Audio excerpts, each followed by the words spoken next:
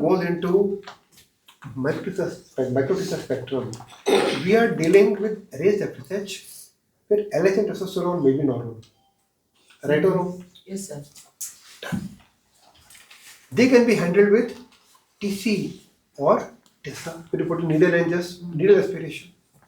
Microtisa is open surgical procedure. With me or not? Yes, sir. Now comes a different way of thinking. They say in the body, the receptors of LH and FSH, they have become oversaturated. Okay.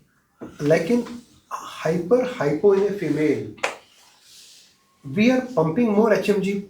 Yes. Though their FSH is already high, we are pumping more HMG, more FSH and LH to make the ovary grow. Isn't it? Yes.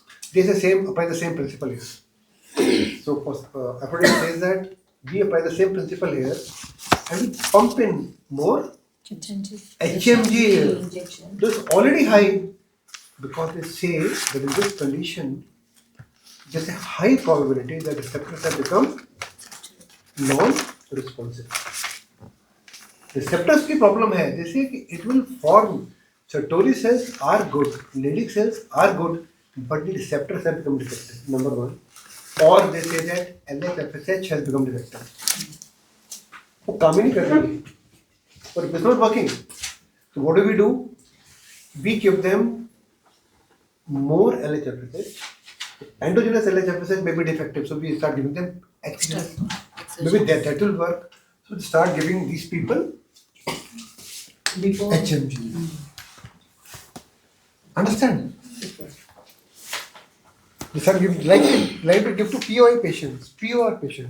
They start pumping large amount of HMG here, hoping that their body's endogenous LH-FSH has become defective, or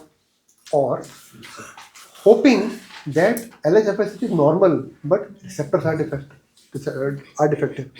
So in case we give them from outside, what happens? Maybe that barrier can be breached and we can get some sperm production on.